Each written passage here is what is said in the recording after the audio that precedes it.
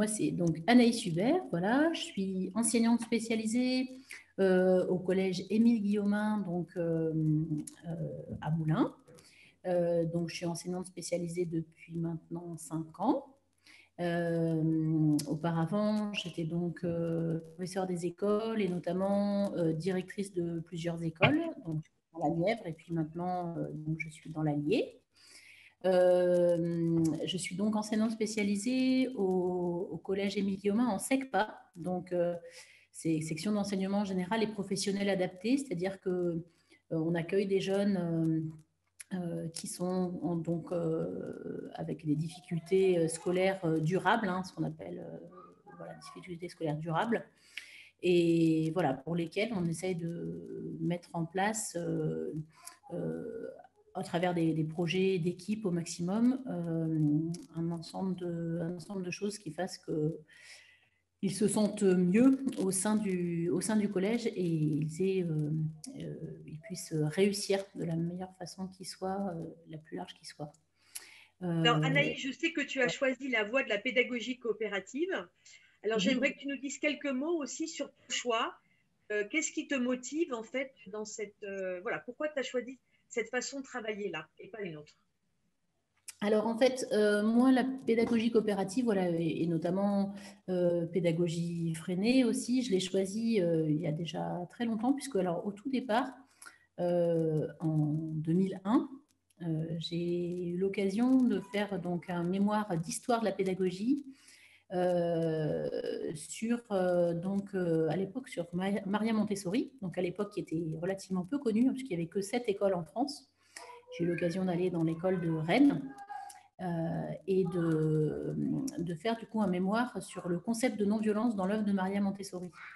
Et puis, à la suite de ça, j'avais l'occasion, si je le souhaitais, de faire des formations et puis de poursuivre, d'être embauchée dans une des écoles Montessori en France.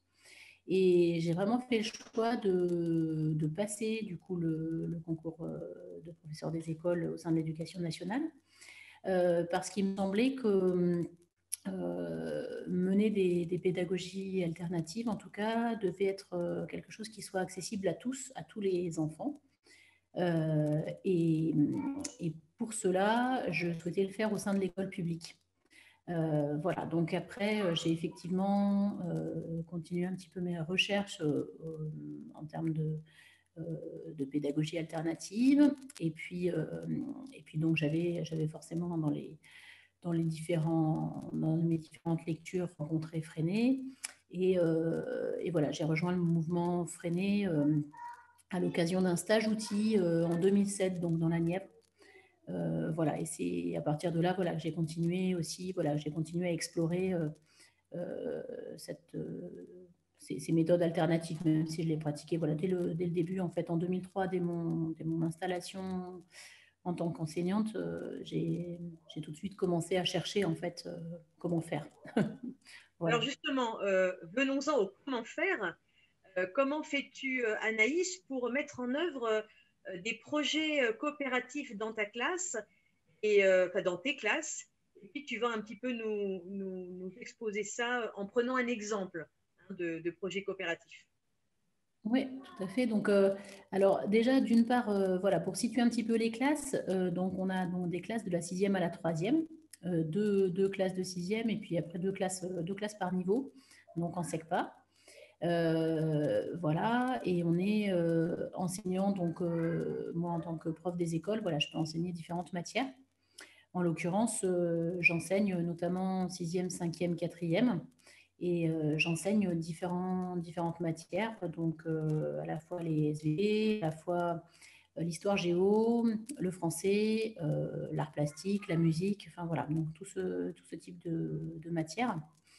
Euh, et ce que je mets en place, alors on va dire d'une manière très large et très régulière, c'est les conseils coopératifs, ça dans chaque classe. Et à partir de là, à partir de ces conseils coopératifs, en fait, qui ont lieu donc de manière très régulière, hein, en l'occurrence, je vais prendre l'exemple plus particulièrement de ma classe de sixième, puisque c'est la classe dont je suis prof principale. Donc voilà, les conseils coopératifs ont lieu tous les vendredis, et c'est un moment en fait où les élèves ont la parole, où c'est eux clairement qui mènent donc l'ordre du jour, qui déterminent l'ordre du jour, qui déterminent donc les différents rôles à l'intérieur du conseil coopératif, que ce soit le président de séance, le secrétaire, le ou la secrétaire, donc la personne qui va donc distribuer la parole, et puis ensuite la personne qui va être le maître du temps. Donc voilà, tout ça est bien rodé.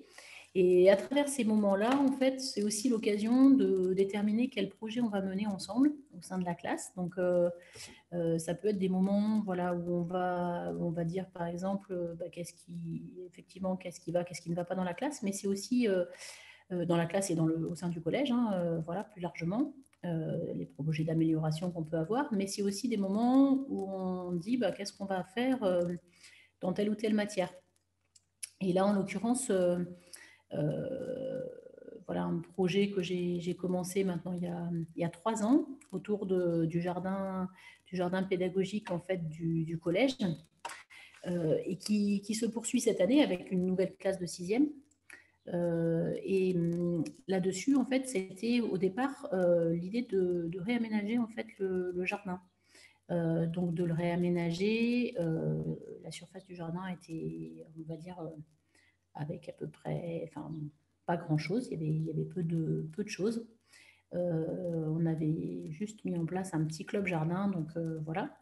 Et l'idée, ça a été d'aménager complètement ce jardin-là.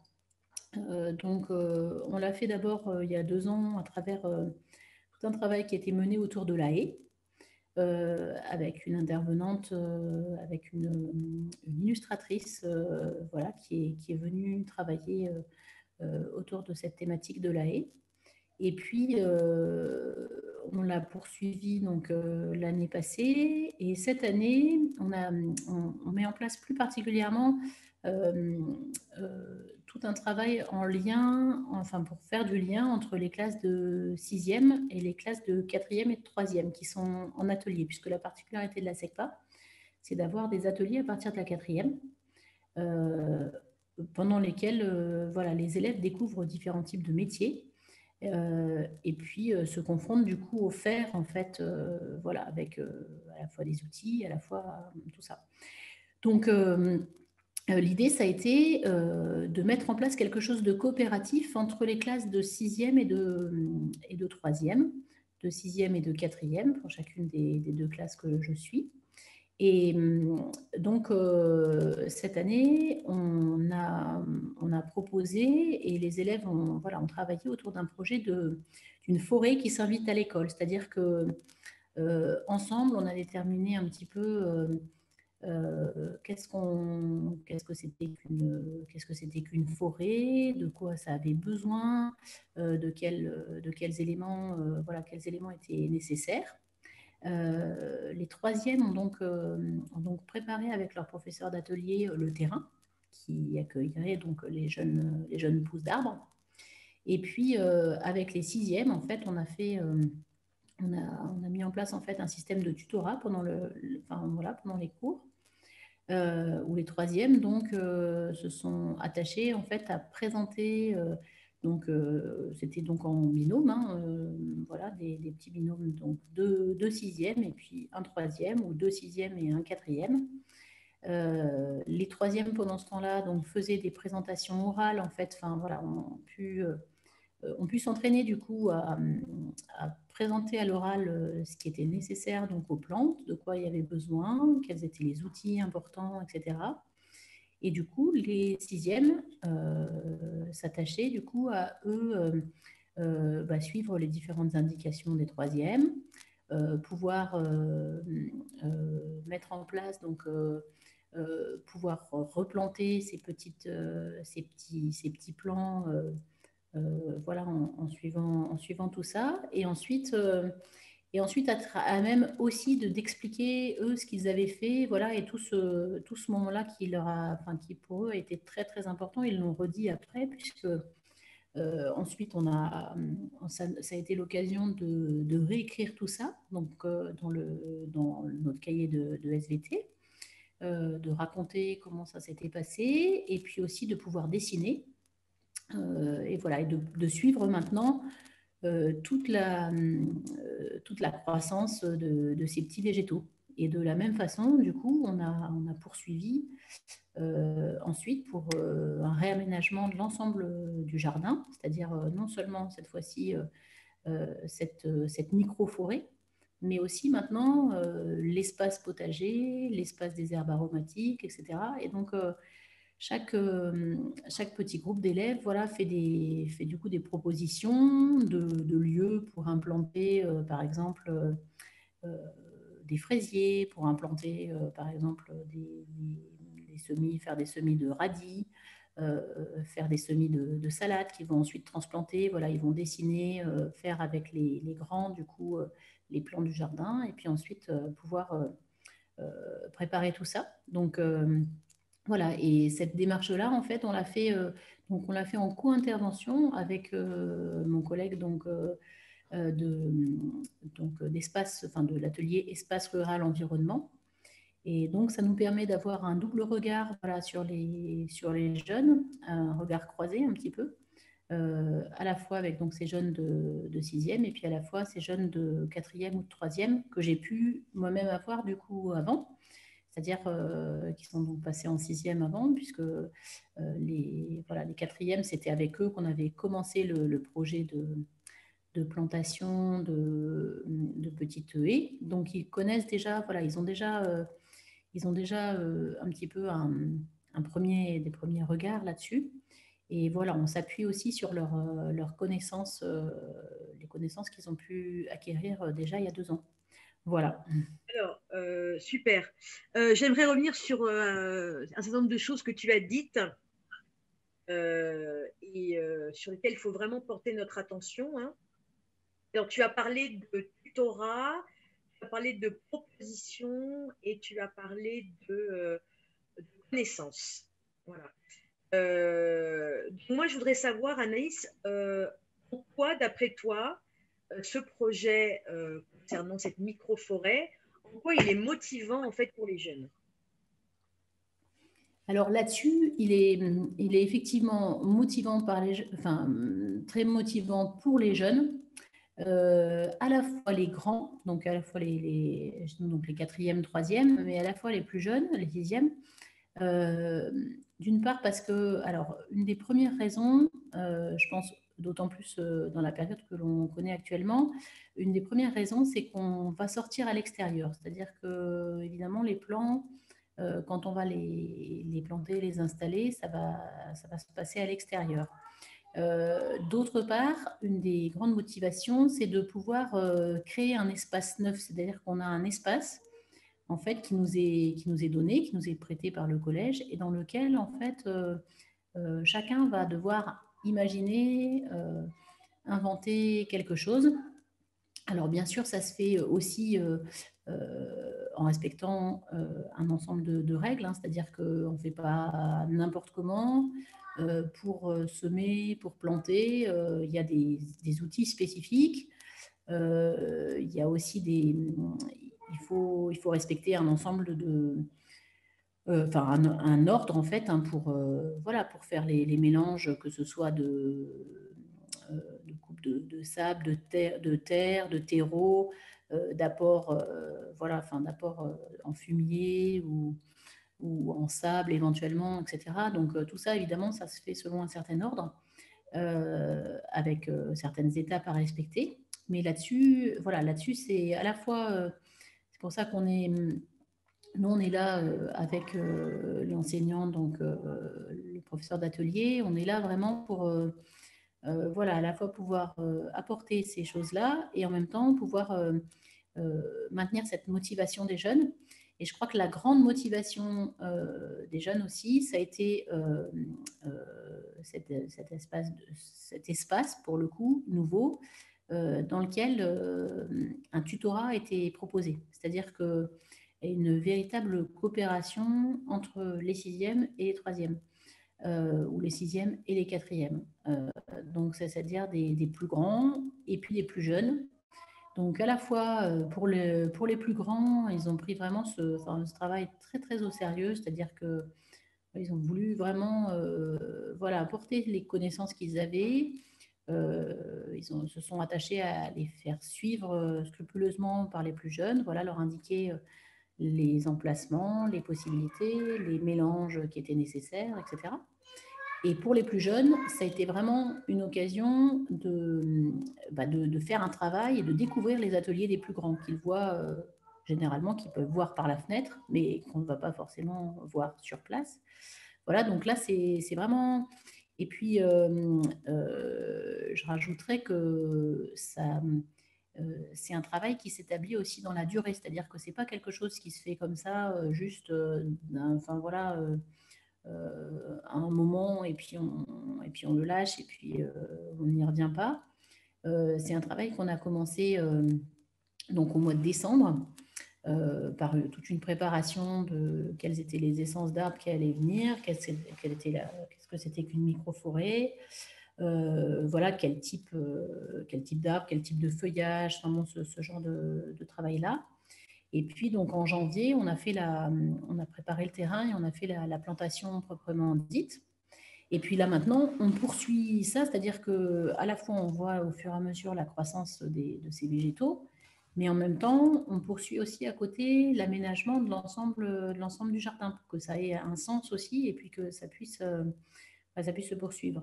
Et là-dessus, ce qui est aussi intéressant, c'est que se greffe à ce travail-là un travail avec d'autres classes, c'est-à-dire qu'il y a d'autres classes, par exemple une classe de 5e qui a beaucoup travaillé aussi, qui avait aussi travaillé avec moi notamment dans le jardin l'année passée, qui va travailler pour implanter à différents endroits du jardin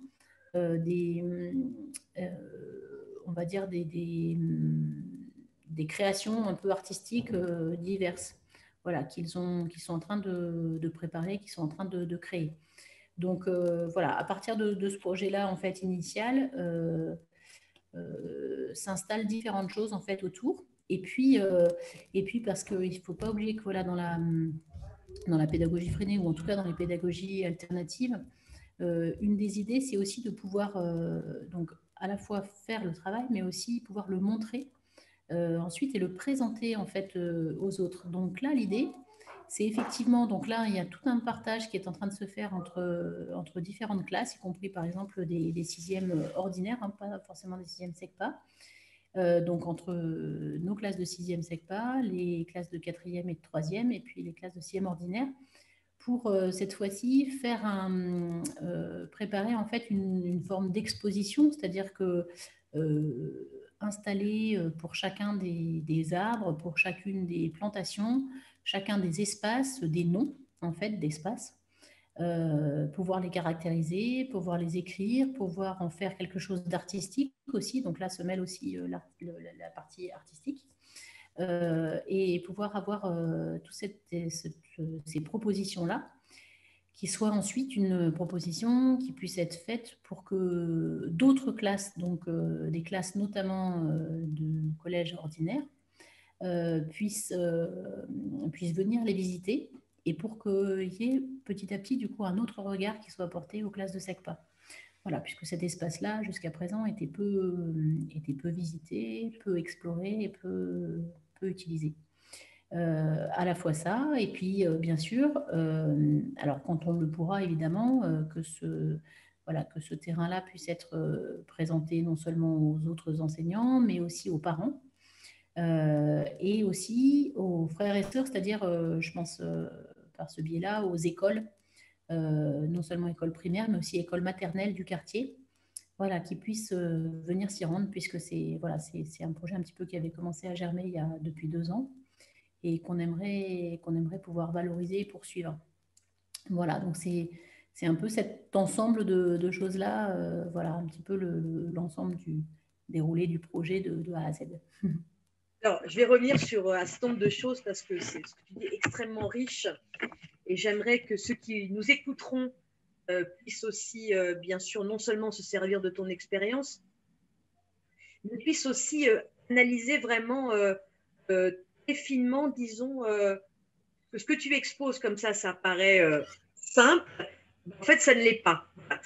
Et du coup, en fait, je pense qu'une des premières choses moi, que j'ai notées, que tu as dites, c'est que vraiment, ce qui est très important dans les pédagogies coopératives, c'est qu'on travaille du complexe. C'est-à-dire qu'on est dans le complexe, on n'est pas dans le simple.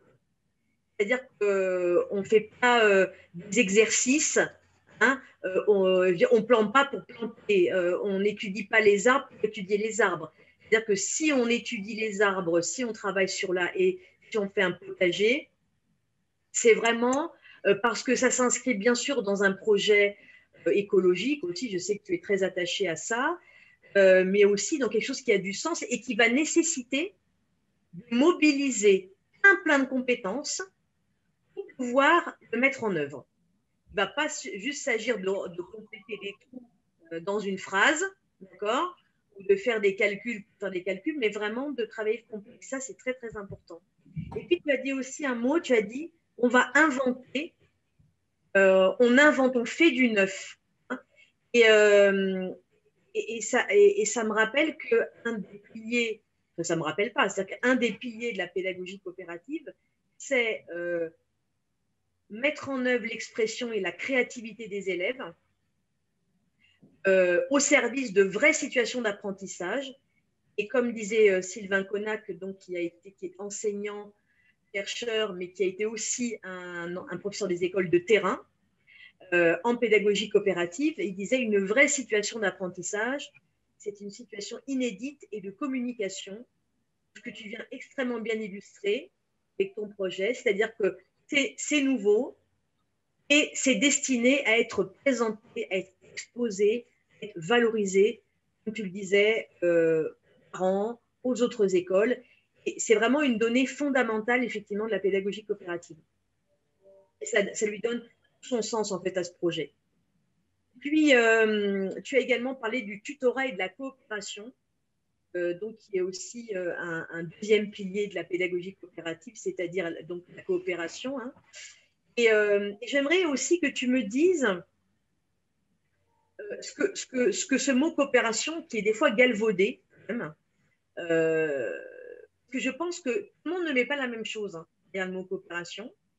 Je voudrais savoir, toi, Anaïs, c'est quoi en fait la coopération? Comment la coopération, tu l'as traduit au quotidien dans ta classe, tu as parlé de tutorat. Est-ce que tu peux parler d'autres formes de coopération dans ce projet? Oui, alors donc la coopération, en fait, à la fois, effectivement, elle intervient dans cette histoire de tutorat, effectivement, entre les plus jeunes et puis donc les quatrièmes, les troisièmes, les plus grands. Mais elle vient aussi parce que, en fait, on travaille aussi au sein de la classe, c'est-à-dire que, par exemple, je prends l'unité classe de sixième.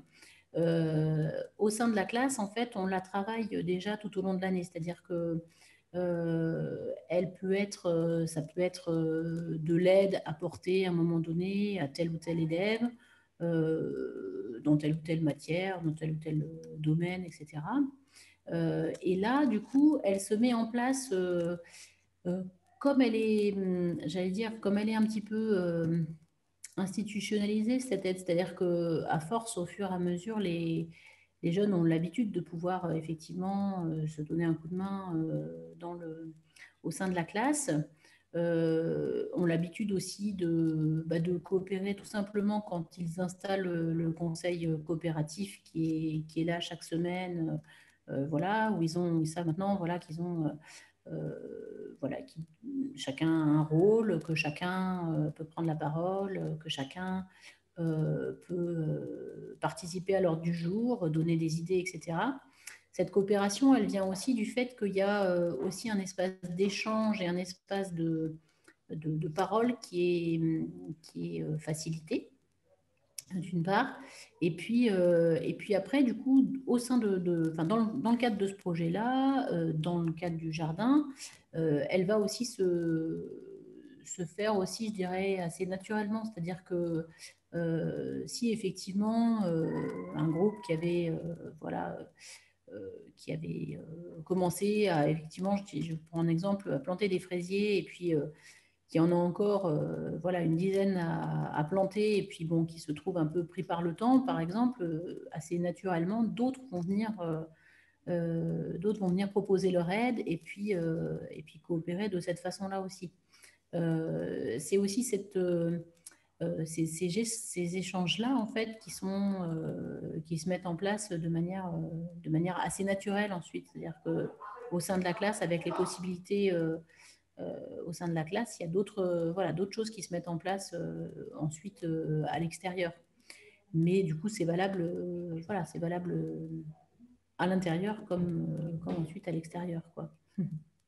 J'aimerais aussi revenir sur la manière dont tu as parlé de la motivation, qui a suscité en fait le désir d'apprendre et de faire aussi chez tes élèves. Donc, on sait que les recherches montrent la recherche montre que la motivation, elle vient aussi du fait de laisser le choix aux élèves. Donc, tu l'as évoqué évidemment de manière totalement naturelle dans ton projet, mais j'aimerais qu'on la mette en exergue. Vraiment parce que toi, je sais que tout ça, c'est très évident, mais pour ceux qui vont nous écouter, ça l'est pas forcément. Donc, est-ce que tu peux nous, de manière très explicite, nous dire si et comment tu as donné le choix à tes élèves de travailler avec ceux qu'ils souhaitaient, éventuellement le choix du lieu, du contenu. Est-ce que tu peux nous expliquer comment tu as donné le choix en fait à tes élèves? Toujours dans le Oui, projet. alors, ouais. Donc effectivement, là-dessus, on a effectivement cette possibilité de choix qui intervient à plusieurs niveaux, c'est-à-dire effectivement le choix de l'emplacement de la microforêt, voilà, le choix aussi de certains plants qui vont être implantés à tel endroit ou à d'autres. Ça peut être le choix aussi, on a aussi donné le choix voilà, des possibilités de binôme ensuite pour pouvoir planter, hein, donc avec quel binôme, avec qui on se met, voilà, dans la mesure où c'est un binôme qui nous semble pouvoir fonctionner, c'est-à-dire que si vraiment, voilà, ça peut être compliqué dans ces cas-là, on peut effectivement intervenir, mais en expliquant pourquoi on intervient. Voilà, avec à la fois des binômes et puis à la fois les jeunes qui interviennent en quatrième et en troisième. Voilà. Et donc à partir de là, voilà, plusieurs choix interviennent pour les élèves.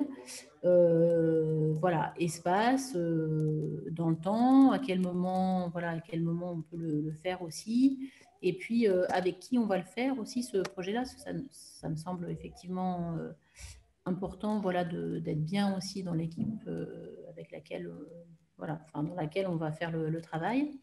Et puis après, choix aussi plus large aussi, là je pense notamment à la classe de 5e, sur quel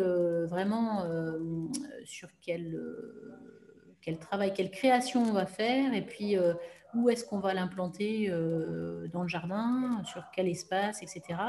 Et après, là interviendra aussi pour les classes de 6e, dont je parlais tout à l'heure, des espaces, la possibilité de créer son affiche, de créer sa présentation, on va dire, de l'exposition jardin de différentes manières. C'est-à-dire que on pourra faire, voilà, certains pourront choisir de faire plutôt un dessin de telle ou telle façon, d'autres plutôt d'écrire de manière, voilà, avec sous forme, voilà, avec une écriture très, très particulière aussi. Voilà, il y aura voilà, cette possibilité-là aussi laissée à chaque groupe, en fait, à chaque binôme, à chaque participant, on va dire, pour créer voilà, des petites pancartes, on va dire, différentes, quoi. Voilà, donc...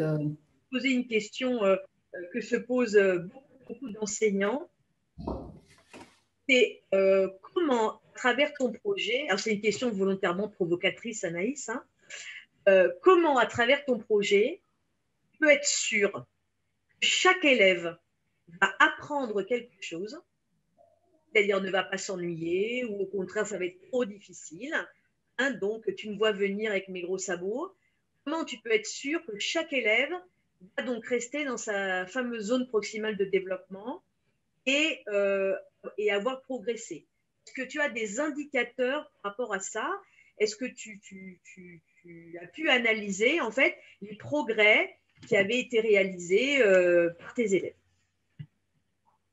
Oui, alors bien sûr. Alors, il y a plusieurs choses, c'est-à-dire que quand ils arrivent, alors je dirais une des premières choses, finalement, un des premiers objectifs sous-jacents de tout ça, c'est que, voilà, en classe de SECPA, les élèves arrivent avec une estime d'eux-mêmes qui est fortement amoindrie. Et je dirais que un des premiers piliers, une des premières choses, c'est que le fait d'être au jardin, le fait de créer, le fait de faire sortir tout simplement des petites graines, de faire, voilà, de faire pousser, d'apprendre cette patience-là aussi, d'apprendre à observer, d'apprendre à, voilà, à découvrir, à créer, en fait. Tout ça, ça favorise énormément l'estime d'eux-mêmes. Et dans les premières, on va dire finalement, un des premiers indicateurs très forts, c'est que lorsqu'on a les entretiens avec les parents, donc de manière régulière, hein, tous les trimestres, parfois 2 fois par trimestre, on a ce retour-là, c'est-à-dire que les jeunes se sentent bien au collège et très souvent, ils citent, enfin voilà, puisque ça fait maintenant 3 ans que voilà, je travaille sur ce projet-là, euh, très souvent, ils citent en fait le jardin comme espace en fait où voilà, le jeune aime retourner. Alors plus particulièrement encore cette année, puisque avec en plus ce système de coopération et de tutorat avec les plus grands, et avec ce travail en co-intervention avec mon collègue donc d'atelier espace rural environnement, il y a vraiment quelque chose de fort qui se tisse à ce niveau-là. Donc je dirais vraiment, voilà, vraiment ça. Et puis, il se trouve que voilà, je mène également un projet de décrocheurs, enfin, autour des élèves, des jeunes décrocheurs. Et il se trouve que voilà, c'est la petite anecdote, mais l'autre jour, donc j'ai emmené donc des élèves donc à travers le bocage bourbonnais. C'était un travail qu'on avait mené donc il y a 2 ans, voilà, pour aller découvrir un petit peu à quoi ressemblait le bocage bourbonnais avant de planter les haies, enfin et la haie notamment du jardin pédagogique. Et, un des élèves, donc je pose la question, je dis, bah voilà, on est maintenant, voilà, regardez un petit peu le paysage dans lequel on se trouve et bah, décrivez-le moi un petit peu. Et là, tout de suite, j'ai un élève qui me dit, mais madame, moi je sais, j'ai très bien retenu, on l'a fait il y a 2 ans et tout ça. C'est le bocage bourbonnais, on voit très bien, plein de haies, etc. Tout ça, et voilà. Donc, et c'est ressorti comme ça. Enfin, c'est-à-dire que voilà, je pense que voilà, il y a quelque chose qui s'ancre aussi à travers les sorties à l'extérieur aussi, à travers les temps qu'on passe à l'extérieur. On apprend beaucoup mieux aussi puisqu'on apprend en faisant. Je crois que ça, c'est assez essentiel aussi. On apprend, voilà, on apprend en observant. Et puis là, un autre exemple, en fait, aussi très parlant aussi, je trouve, puisqu'on est en période de confinement, j'ai donné à chacun des élèves des petites graines à semer et puis j'ai donné des pots en fait de semis de courgettes qu'on avait fait juste avant de partir. Et là, plusieurs élèves de sixième m'ont dit, on a des conseils coopératifs un petit peu en visio ou en réunion téléphonique, ils m'ont dit, mais madame, je comprends pas trop mon plan, j'attends, enfin, mon pied de courgette, il pousse toujours pas. Donc j'aurais dit, mais oui, en fait, effectivement, un plan de courgette, enfin, un plan, une graine, quelle qu'elle soit, en fait, il lui faut aussi du temps. C'est-à-dire que elle va prendre voilà, le temps avant de se développer. Donc le temps de faire ses racines, le temps de progressivement sortir sa tige et puis pouvoir sortir de terre.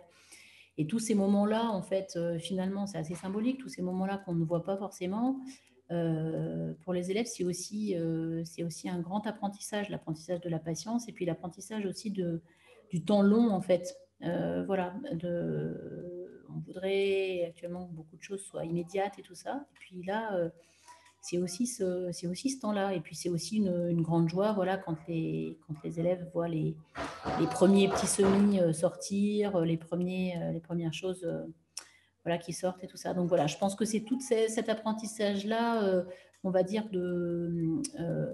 qui est vraiment transversal en fait. Hein, voilà, toutes ces compétences transversales qui ne se voient pas forcément comme ça quand on travaille. Ou quand on sort effectivement au jardin de manière régulière, mais qui s'inscrivent dans le temps long en fait. Voilà. Super, c'est très émouvant ce que tu racontes, Anaïs. Et dernière question, euh, peut-être qu'il y a des enseignants urbains qui vont nous regarder, qui se diront oui, mais moi c'est compliqué en fait pour sortir de ma ville, pour sortir de ma cité. Et avec le confinement en plus, c'est pas évident. Euh, Qu'est-ce que tu pourrais leur dire par rapport à ça? Parce que là, tu as parlé d'un projet de sortie. Mais est-ce que tu pourrais leur donner ton opinion par rapport à cette difficulté de sortir? Et éventuellement, qu'est-ce qui pourrait se passer pour éventuellement une sortie en ville ou alors un autre projet coopératif, d'idées d'autres projets coopératifs, mais, ou peut-être qui ne nécessiterait pas une sortie. Tu vois ce que je veux dire? Alors là-dessus, donc effectivement, dire que effectivement cette année, nous-mêmes, on n'a pas pu sortir effectivement, hein, puisque avec le confinement, on est resté à l'intérieur du collège. Donc c'est vraiment, c'est comme ça aussi c'est poursuivi aussi ce projet-là. C'est vraiment, on a travaillé, enfin on a essayé de voir qu'est-ce qu'on pouvait faire à l'intérieur. Donc je pense que après, dans n'importe quelle école, qu'elle soit une école de quartier, hein, comme celle qu'on a nous chez nous, hein, puisqu'on se trouve dans un collège en REP, hein, donc voilà, avec l'éducation prioritaire, etc. On a toujours la possibilité en fait de créer ces espaces-là, c'est-à-dire que des espaces de jardin comme ça, jardin partagé, ça peut se trouver, ça peut se faire assez facilement. Voilà, ça ne nécessite pas forcément des grands investissements non plus, hein. Ça peut se faire à base. On peut interpeller, je pense notamment aux écoles, on peut interpeller des parents un petit peu bricoleurs voilà, qui peuvent effectivement clouer 4 planches et puis ramener un petit peu de terre si toutefois on n'en a pas du tout. On peut simplement retourner quelques mètres carrés de terre si on en a un petit espace dans la cour de l'école. Enfin voilà. On peut aussi assez facilement faire appel à la générosité aussi des parents ou d'autres éventuellement pour récupérer des graines. Pour faire ensuite, bon après il y a des choses qui peuvent s'imaginer en termes de troc-plantes par exemple, des choses comme ça.